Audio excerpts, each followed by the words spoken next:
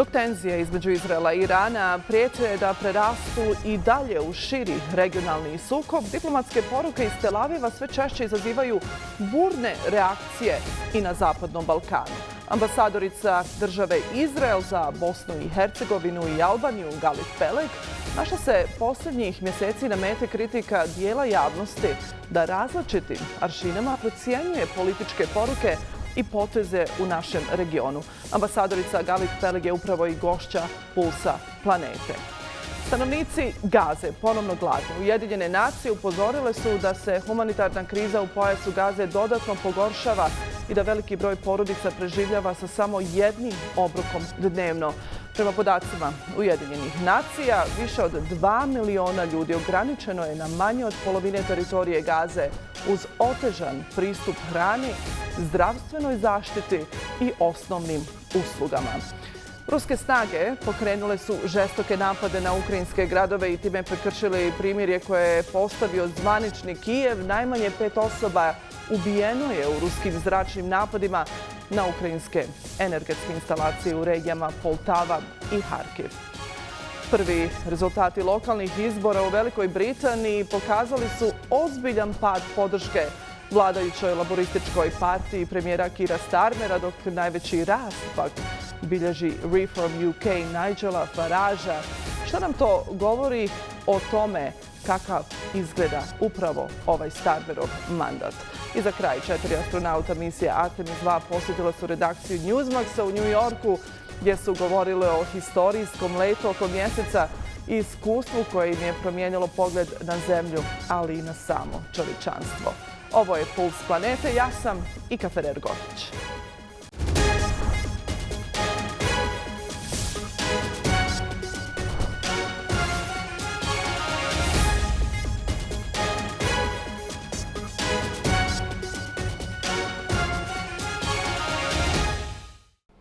Kriza na Bliskom istoku izazvala je turbulencije na svjetskim tržištima, a s obzirom da je kroz blokirani Hormuški Moreus prije rata prolazila petina svjetske nafte, cijena jednog barela porasla je na više od $100. Sumnja se da će porasti na više od $120 po barelu.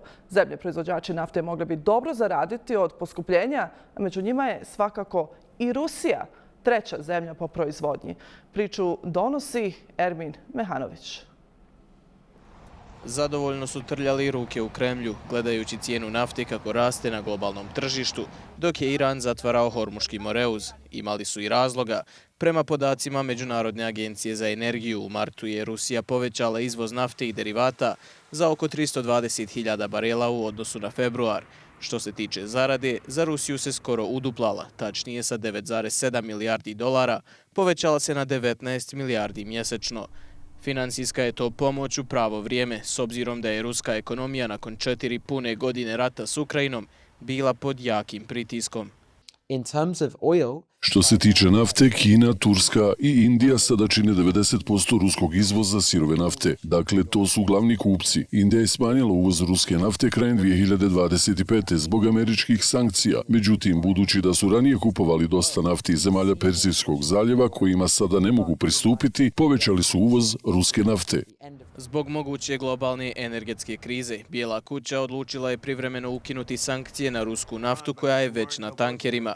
Namjera je bila da se umanji uticaj blokade u Hormuškom Moreusu na svjetsku ekonomiju, no tim potezom je Rusija samo dodatno zaradila, a situacija ostala uglavnom nepromijenjena. Готуємось і до нової роботи. Nažalost, Sjedinjene Američke Države su donijele još jednu odluku o ublažavanju sankcija za naftu. Ova odluka neće donijeti nikakvu stvarnu korist diplomatiji, a svaki dolar od nafte samo ohrabruje Rusiju da nastavi rat. Ali čak ni s tim novcem oni neće riješiti svoje probleme. Bez obzira na duplu zaradu i nešto manje sankcija nego ranije, nije Rusija iskoristila maksimum iz krize. Ukrajinske snage pojačale su napade na ruske rafinerije i tankere, a tvrde da su nanijeli veliku štetu. Naši napadi dugog dometa nastavljaju djelovati. Zahvalan sam svim našim ratnicima na njihovoj preciznosti. Samo u martu gubici ruskih prihoda od nafte zbog naših napada procjenjuju se na najmanje od $2,3 milijarde. To je samo za mjesec dana. Naši napadi dronovima na civilnu infrastrukturu postaju sve češći. Najnoviji primjer su napadi na energetska postrojenja, koji bi potencijalno mogli imati ozbiljne posljedice po okoliš. U prilog Ukrajincima ide i novi zajam od Evropske unije u iznosu od 90 milijardi eura, namijenjen između ostalog za odbranu. S obzirom da je dolaskom na vlast Petera Mađara ukinut apsolutni mađarski veto, zajam je potpisan, a čak 20. paket sankcija Rusiji usvojen. Pokušaj da proizvedu vlastitu balističku raketu dugog dometa nakon što im Washington prošle godine nije ustupio Tomahawke, poručuje Zelenski, napreduju. Uprkos svemu, profit Moskve raste, a mnogi analitičari poručuju da će tako i ostati dok se situacija na Bliskom istoku konačno ne riješi. I dok tenzije između Izraela i Irana, ali i Sjedinjenih Američkih Država prijete da prerastu u širi regionalni sukob, diplomatske poruke iz Tel Aviva sve češće izazivaju burne reakcije i na Balkanu. Ambasadorica države Izrael za Albaniju i nerezidentna ambasadorica za Bosnu i Hercegovinu, Galit Peleg, našla se i posljednjih mjeseci na meti kritika dijela javnosti da različitim mašinama procjenjuje političke poruke i poteze u regionu i u trenutku kada raste zaista zabrinutost zbog eskalacije sukoba na Bliskom istoku. Razgovaramo upravo o odnosima države Izrael i država na Balkanu, porastu antisemitizma, ulozi međunarodne zajednice, naravno i mogućnosti širenja sukoba s Iranom. Her Excellency Ambassador of State of Izrael Galit Peleg is joining me from Tirana, Albania. Ambassador, welcome to Newsmax and thank you for taking time to speak with us. Thank you very much for inviting me. Thank you for being with us. Battle against anti-Semitism in the region and the world. This is a topic that I really want to start our conversation with. Since October 7, 2023, a significant increase in anti-Semitic incidents have been recorded worldwide. Now, in your opinion, how should Israel and Jewish communities, of course, respond to these threats? And how do Jewish communities in diaspora live today, especially in Europe and, of course, in the Balkans? And what do you consider the most effective ways to combat anti-Semitism in multi-ethnic societies like ours in the region? That's a very complex question, but very important one, I must say. Look, anti-Semitism is not new. Some people say it's like there is, sometimes there is snow over it. When it melts, everything comes out strongly. No doubt 7th of October or the aftermath of 7th of October has become like a trigger to increase anti-Semitism that existed even before. I think one of the facts that anti-Semitism is the main cause for these protests, anti-Israeli and anti-Jewish protests that we see in Europe, unfortunately even in North America, is that the fact that one day after 7th of October, which was really the most horrible massacre of Israelis and Jews since the Holocaust, one day after, all these protests against Israel started. So obviously it was not, spontaneous. Definitely, like I said, it is a trigger, and we see it very strongly and and we are very much concerned about these responses and these attacks, especially on Jewish communities and Jewish individuals in countries that we thought that Jews and Israelis can be safe. I think the horrible things that we see, attacks on, like I said, on individuals, on synagogues, on Jewish communities. First of all, you asked me how the Jewish communities should react. I would say the first thing should be measures that should be taken by the local authorities and the country authorities, the governmental authorities in these countries.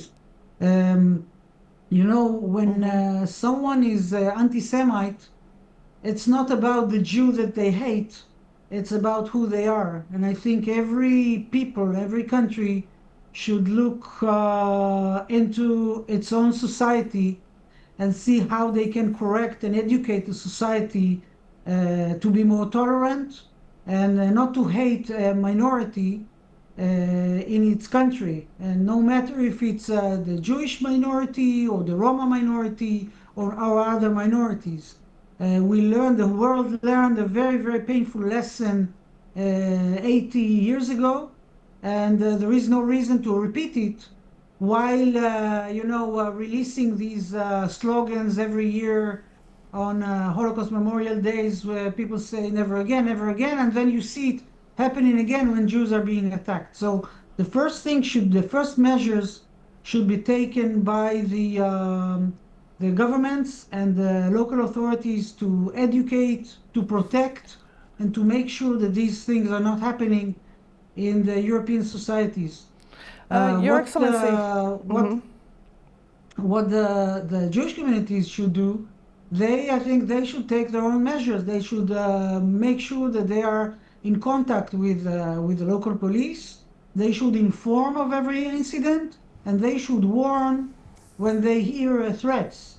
As the Israeli ambassador, I feel that I have to raise the flag every time there are threats like this, every time there are actions like this, and not only physical violence in the street, because the physical violence, I would say, is the last stage. It is unacceptable, of course. It's unacceptable. Of course.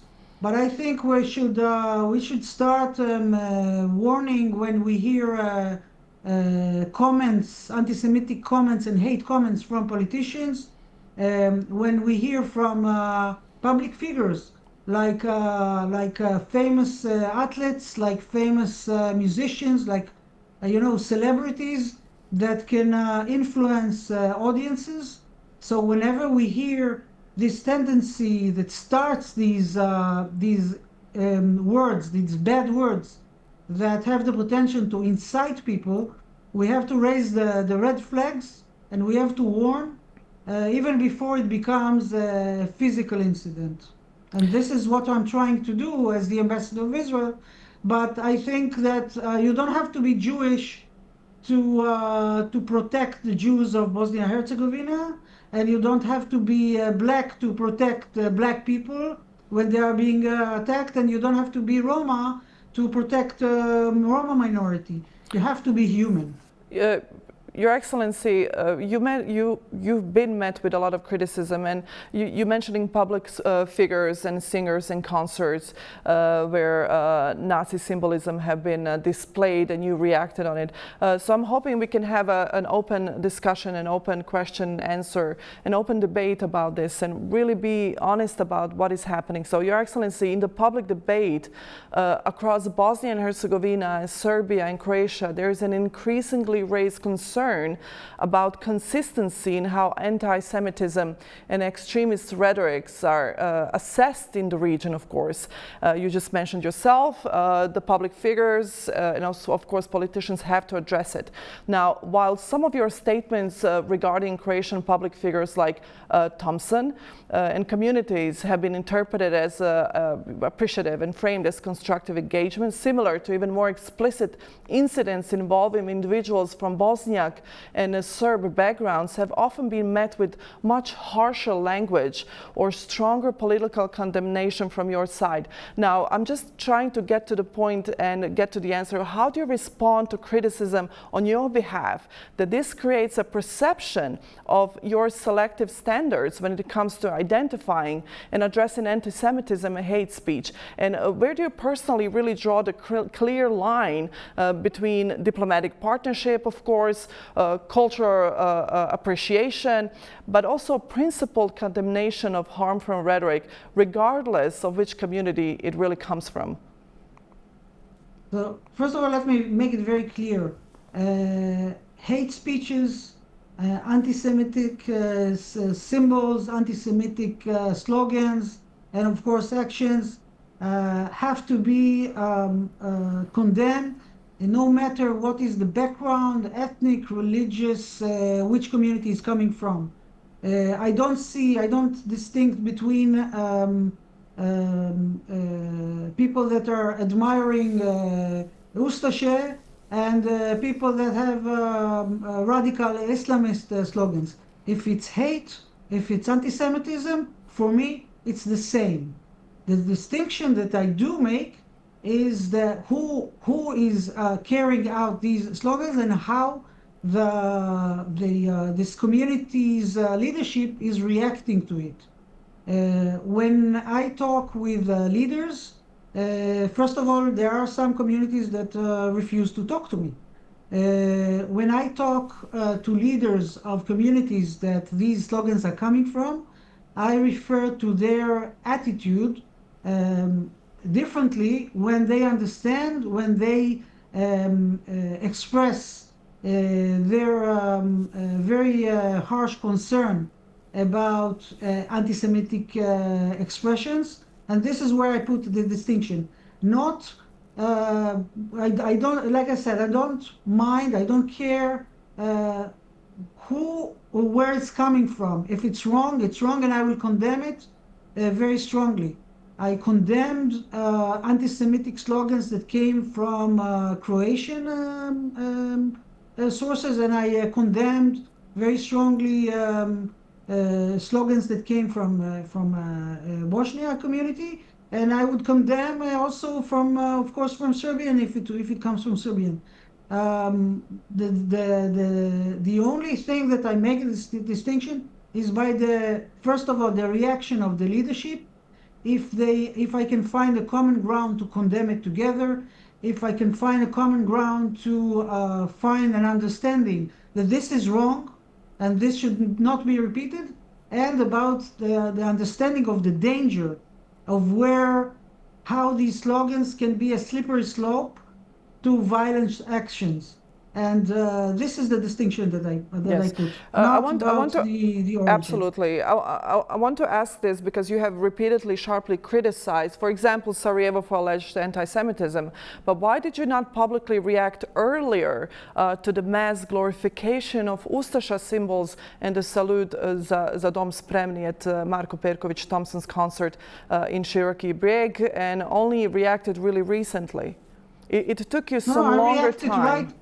I reacted right after the concert, and I sent a very strong letter also to former President Čović about it, and I discussed it with him, and I reacted immediately. I think even in the media, I did react right after that. I see it very severely, very wrong, very bad, and I condemn it. And I think that people should not quote him.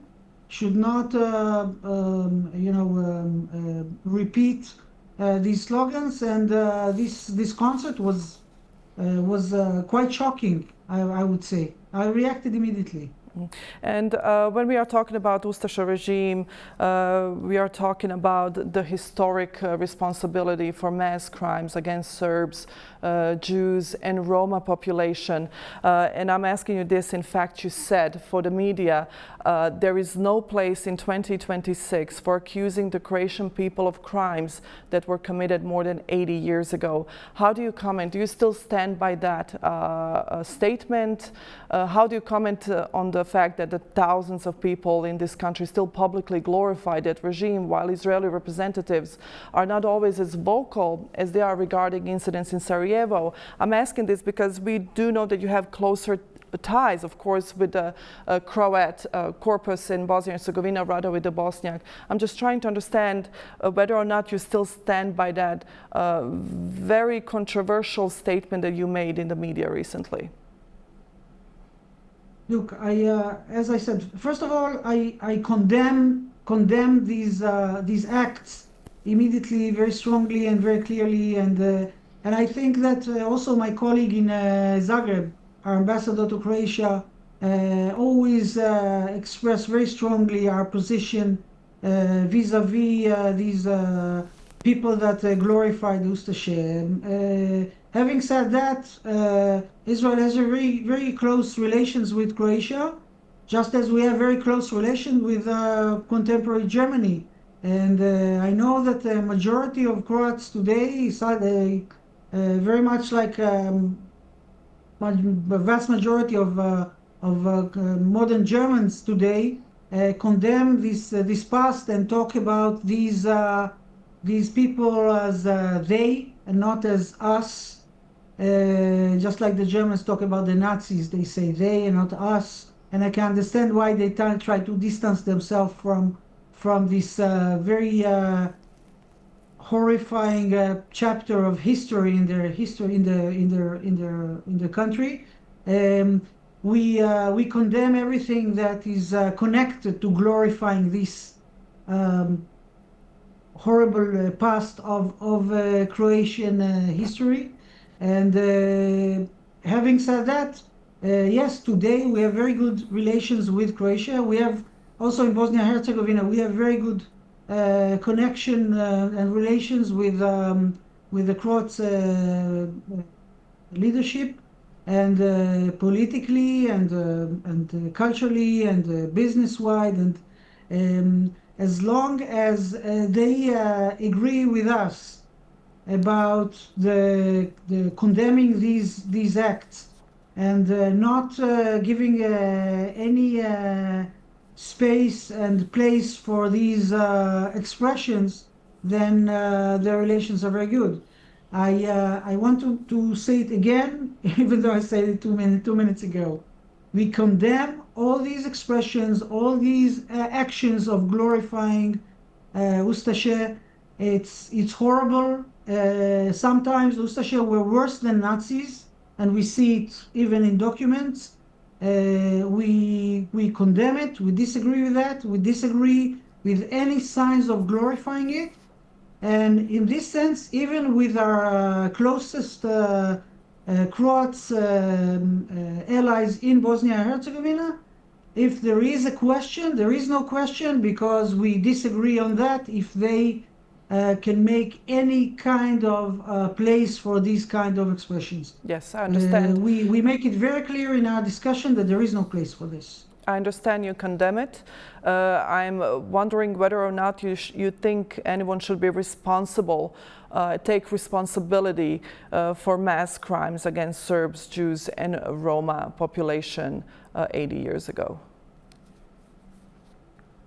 Of course, but you know, the thing but I'm is asking that this because you said, I'm asking this with all due respect, because you said that there is no place in 2026 for anyone to take responsibility for these horrific crimes. I'm just trying to understand whether or not you are still standing by your position, by your statement, and whether or not someone should really take responsibility for people, for innocent civilians that were slaughtered 80 years ago. Those are Serbs, Jews, and Roma population. You know, if there is something that I learned from my term as ambassador to Bosnia and Herzegovina, I know that there are disputes about versions. And what I always say, I'm not taking the side of the Serbs, I'm not taking the sides of the Croats, I'm taking the sides of the Jews. So for me, anyone who murdered Jews and slaughtered Jews should take responsibility.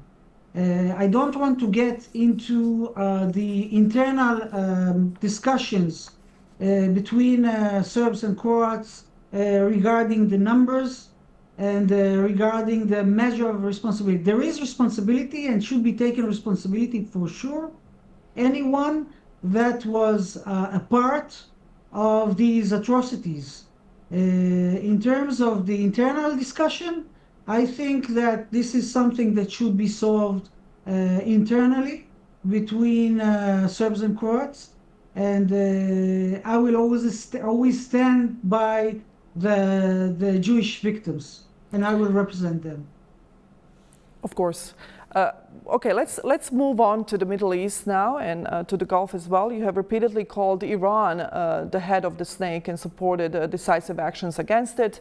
You have recently been to State of Israel, right? Do you think that the negotiations with Iran and the constant bombing of each other would stop soon? All we see that civilians are really the casualties in this war of United States, Israel against Iran. You know, for many years, this radical regime in Iran never hide their intention to eliminate Israel from this world. They call for death to Israel, death to America. They say it very clearly from their president through all the hierarchy. It's not a slogan of public, of you can say these are just people that are shouting in the streets. No, it's an orchestrated slogan, but not only slogan. While they were all the time stating very clearly that they want to eliminate Israel and they want to harm America, they keep developing the nuclear bomb and the ballistic missiles capability in order to carry these nuclear bombs to eliminate Israel. For a long time, the world, the international organizations, United Nations, different agencies were trying to negotiate with the Iranians to control their development of nuclear capabilities, but the Iranians were just making a joke of them. They kept developing it, and lately we came to the conclusion, based on very clear intelligence, that if we don't act against their capability, we will not exist here anymore. So for Israel, it's really an existential threat, and we say that the basic thing that we want was to survive, to live. So we had to make sure that we stop the development of the nuclear weapons. Regarding the ballistic capabilities, mind you that Iran was not only developing capabilities to reach Israel, but they were developing capabilities in terms of range to reach Central Europe and very soon even Western Europe. If Israel was the only goal, why did they continue to develop these ranges? Now, also during this war, we saw them with no hesitation bombing kind of their, I would say, allies in the Gulf, bombing even Turkey, bombing military bases in Cyprus, which is a member of the EU. So what will stop them tomorrow to launch a missile to Central Europe, where you are? I mean, this regime is a threat to the world, and that's why Israel took action.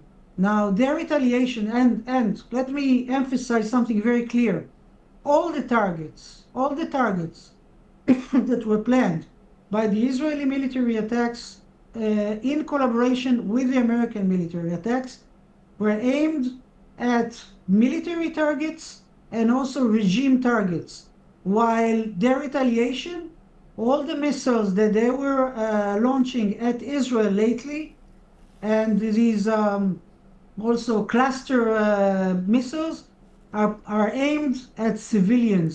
All our casualties are civilians. There were no casualties that were militaries, no targets that were hit. Excuse me, were civilians, were military. So we are dealing here with a very, very dangerous regime. I'm sorry.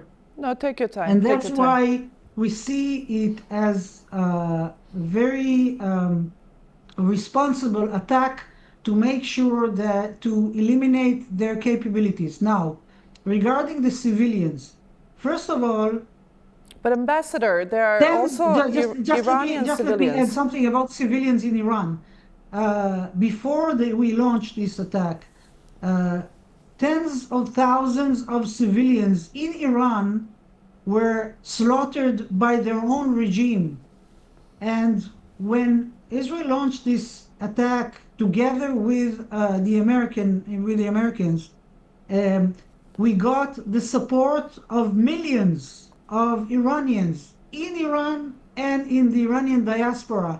There is a reason why they supported this attack, because they believed that this regime must be replaced. This regime is dangerous for the world, but this regime is first and foremost is very dangerous for their own people. There are 90 million Iranians in Iran that are suffering for close to 50 years from this regime that is torturing them, that is breaching any human rights, and that is causing their economy deteriorate in a way that people are starving, while this regime is channeling all the money to develop nuclear weapons in order to attack other countries. Ambassador, we have 5 minutes left. This is the situation. Now, you asked me about yes, we have 5 minutes. We have 5 minutes left.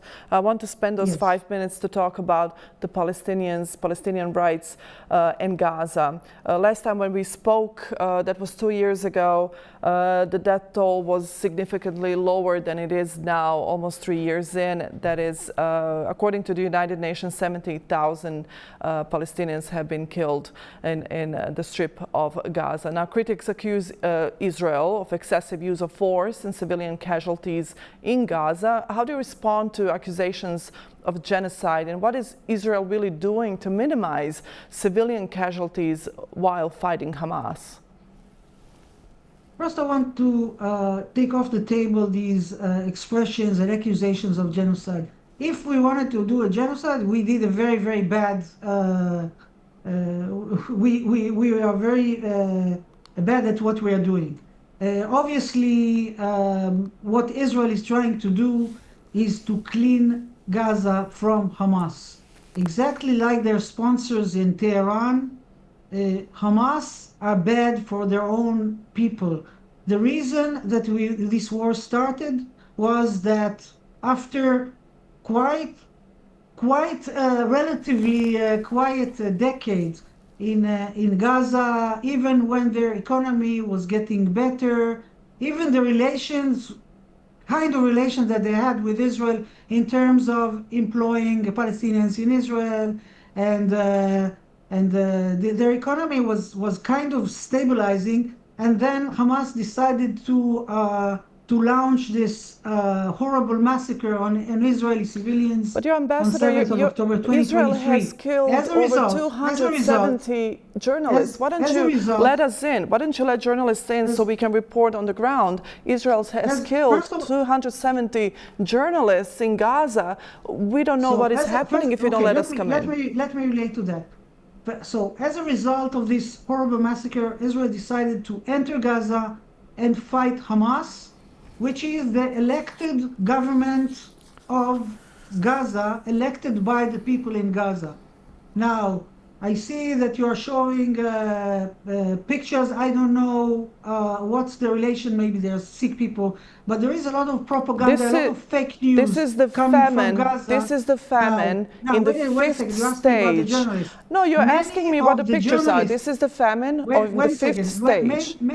Many of the journalists that were killed during these fights were proven by the documents that we found, that were working as journalists during the day and were members of Hamas during the night, or Islamic Jihad. Ambassador. So it's the same you see with journalists, the same you see with so-called doctors. One doctor that were working at Šifa hospital that injected air bubbles to one of the hostages and murdered her, Noi Marcijano. She was 19 years old. She was taken to a hospital in Gaza, and a so-called doctor was injecting bubbles of oxygen to her vein in order to murder her. So you have a lot of people that were on payroll of Hamas and were declared as journalists, as doctors. So Ambassador, we have to see United Nations, Amnesty International has debunked those statements. We have to, in order to fair reporting, we have to say that the Amnesty International organizations and United Nations have debunked those statements by Israel. Those are journalists, those are our colleagues that are no longer with us, and we don't get the chance to go into Gaza. I just have one more question because we have 2 more minutes left. Israel has passed mandatory death penalty for Palestinians Palestinians convicted of terrorism. I just want to see what your opinion of this is. Although UN experts have warned that under international law, including the International Covenant on Civil and Political Rights, which Israel ratified in 1991, mandatory death sentences are prohibited. Now, do you think that Israel is not in compliance with international laws when it comes to this latest law that's passed that's mandatory death penalty for Palestinians? First of all, so far in the 78 years that Israel exists, only one person was executed. That was Adolf Eichmann, the Nazi in the 60s after his trial. That was the only case of death penalty. Since then, the law existed, by the way. It was never eliminated, but it was never implemented. It's still not implemented, but it does exist. It has to be discussed yet in the Knesset, and I guess that in the High Court, in Supreme Court, every case will be dealt specifically in every case. Also, I want to stress that they're not talking about every terrorist, but very specific cases. And again, it will be the case of the Supreme Court. Supreme Court in Israel is very high evaluated in the international judicial arena. So I think that people appreciate that the Supreme Court judges in Israel will be verifying every case. I think that death penalty exists in many countries today. I never saw such a discussion about death penalty in the United States, in Arab countries around us. Only when it comes to Israel, suddenly the whole world is interested in some terrorists that initiated horrible terror attacks and their well-being. So I think we should let the Supreme Court in Israel examine every case and measure it according to very, very high moral standards of the Supreme Court in Israel, and then we will see what will be their decision. Examination of every case would be desirable, taking in consideration that there are around 10,000 Palestinians in Israeli jails, 50% almost without trial and without indictment, and over 400 children are still there. This is why the world is... And 120% of them are terrorists. This is why the world is worried that there are children in Israeli jails without indictment or without fair trial. This is why we are talking about it. Mrs. Peleg, I just want to thank you for taking time to speak with us. I know these topics are never easy. These topics are always hard to discuss. So I just want to thank you for taking time to speak with us. Thank you very much. Thank you. Ambassador of State of Izrael Galit Peleg joined me from Tirana, Albania. Stay with us.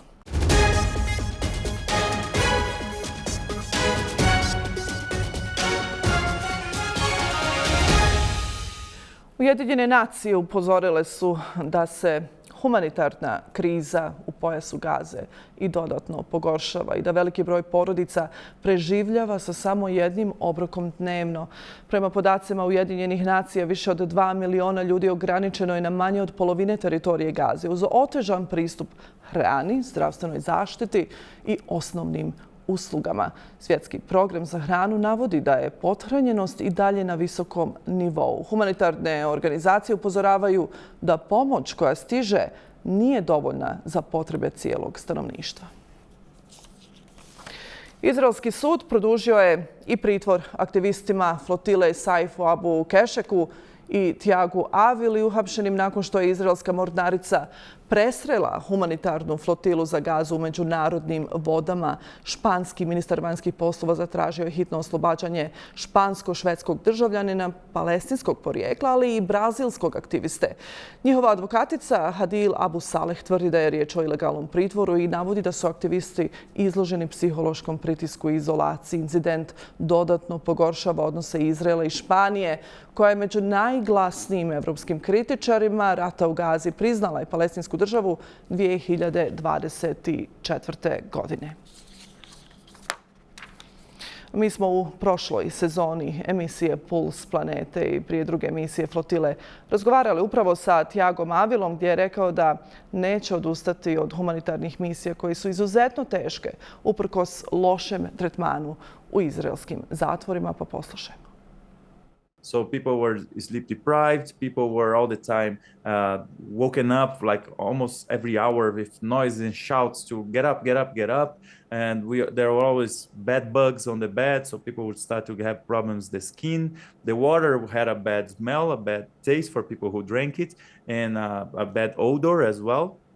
So yeah, that was an environmental violation. We could not have any contact with the outside world. So we never spoke to our families when we were in Israeli custody. The lawyers had a very hard time to reach out to us, and the diplomatic representatives as well had a very hard time to reach out to us.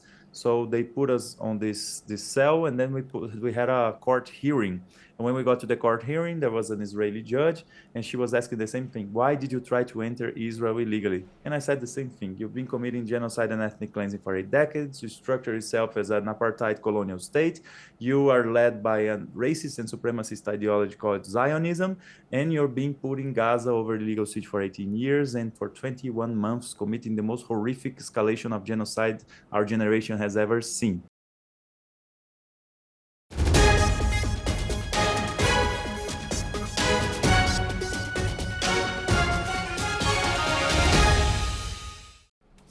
Ruske snage pokrenule su žestoke napade na ukrajinske gradove i time prekršili primirje koje je postavio zvanični Kijev.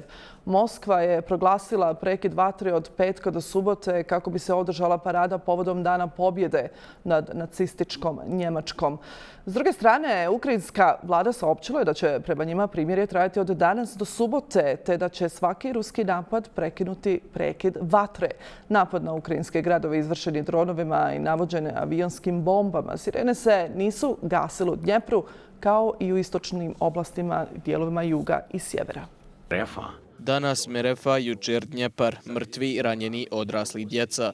Nakon takvog nečega reći da zaustavimo napade na ukrajinske gradove i zajednice jedan dan prije parade i kažemo hajde da imamo primirje na jedan dan. To je neozbiljno. Da im damo priliku da slave praznik. Mi nemamo praznike. Dakle, traži da im damo praznik, a jutro poslije 9. da nas oni opet gađaju.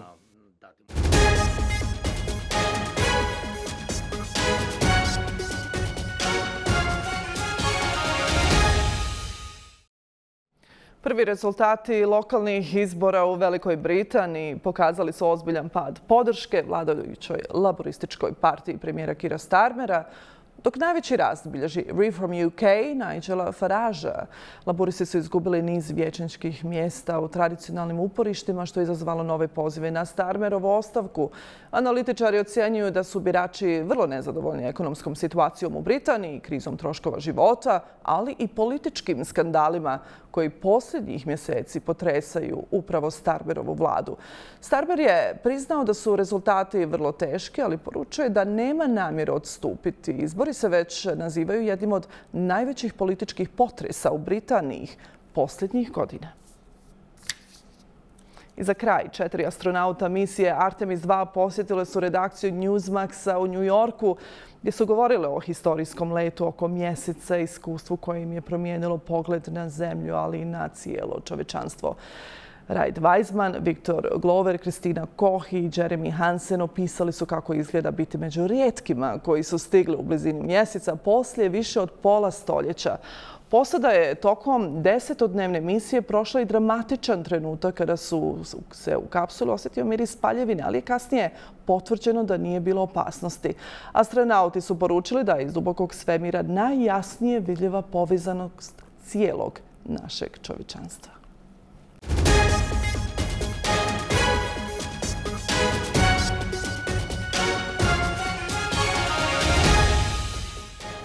I toliko u Pulsu planete za ovu sedmicu. Ove i ostale vijesti možete svakako potražiti i dalje na našem sajtu newsmaxbalkans.com. Mi se vidimo i naredne sedmice, a do tada ne mijenjajte kanal.